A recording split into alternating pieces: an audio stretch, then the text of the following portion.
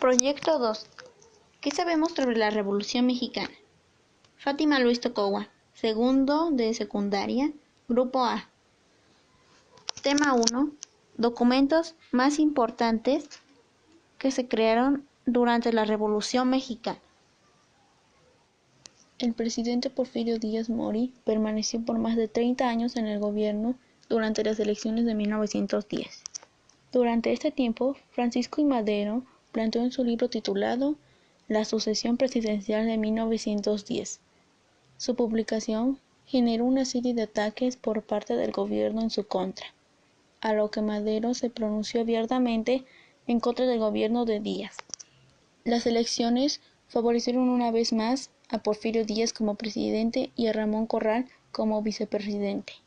La situación que enfrentó el gobierno de Porfirio Díaz resultó complicada, por lo que se le ordenó la prisión de Francisco I. Madero y él fue capturado en Monterrey y trasladado a San Luis Potosí, donde se le dejó en libertad con la condición de permanecer en la ciudad. Madero evadió la vigilancia y pudo escapar a San Antonio, Texas, Estados Unidos de América, donde publicó el Plan de San Luis Potosí el 5 de octubre de 1910. Número 2.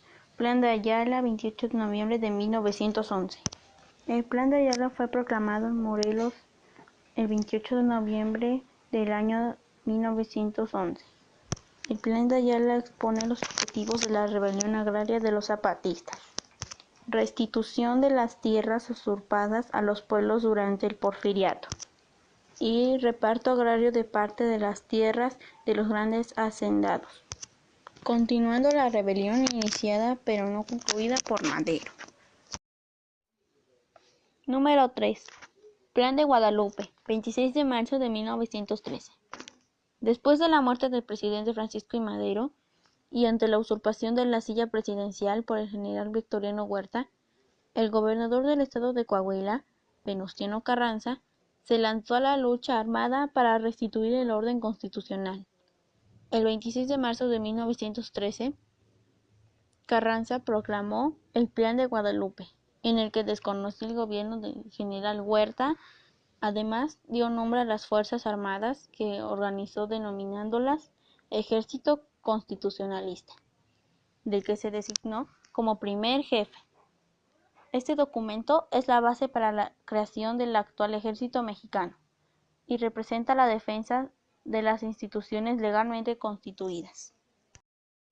Por último, y creo yo la más importante, número 4. Constitución de 1917. 5 de febrero de 1917. La Constitución de 1917 fue proclamada el 5 de febrero del mismo año y trajo consigo el establecimiento de garantías sociales que fueron herencia y al mismo tiempo pusieron fin al periodo de la Revolución Mexicana. Después de que Venustiano Carranza derrotara a las fuerzas zapatistas y villistas, pudo provocar a un congreso. Segundo tema. Nombres de los principales caudillos y actividad que realizaron: Francisco Villa, Emiliano Zapata, Venustiano Carranza, Álvaro Obregón y Francisco I. Madero fueron los principales caudillos del movimiento armado de 1910. Pero, ¿qué es un caudillo? Es una persona que guía y manda a un grupo de personas, especialmente a un ejército o gente armada. Tercer tema. Periódicos durante la Revolución Mexicana. Hay 3 periódicos más importantes que se publicaron durante la Revolución Mexicana, los cuales son Regeneración 1900 a 1918, Revolución 1907 a 1908 y Regeneración sección italiana. ¿Cómo influyó la Revolución Mexicana en el desarrollo de la salud pública, la alimentación, la higiene en el siglo XIX? En la salud pública, durante el periodo de 1870 a 1960, México presentó cambios importantes en lo referente a la vida social y la salud, ya que el 91% de los habitantes pertenecían al sector más pobre de la población. En la alimentación, en México, en esa época, se comía lo que había en las tiendas de rayas. La gente era muy pobre y solo lo que podían comer era maíz, frijol, chile, arroz y podían beber agua del pozo o agua ardiente.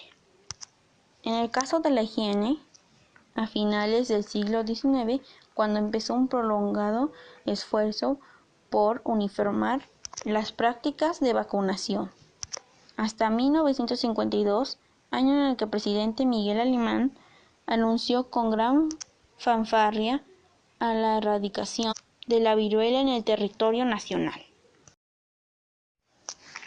Tema 5.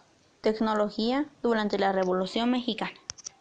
La tecnología fue diferente en esa época, ya que la revolución causó muchos problemas. Un ejemplo de esto es el tren. Fue importante para trasladar personas y alimentos en esa época. Tema 6. La biografía de Porfirio Díaz, 1830 a 1915. Porfirio Díaz Mori nació el 15 de septiembre de 1830 en Oaxaca, México. Sus padres fueron José Faustino Díaz y Petrona Mori. Estudió leyes, pero se dedicó a la vida militar. En 1910 se religió después de encarcelar al candidato opositor Francisco I. Madero, quien al salir de prisión dio inicio a la Revolución Mexicana. El 25 de mayo de 1911 renunció y se exilió en París, donde murió el 2 de julio de 1915. Tema 7. El tangram.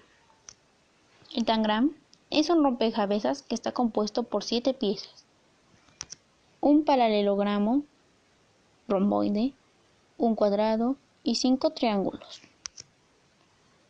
El fin de este juego es utilizar las 7 piezas para crear una figura.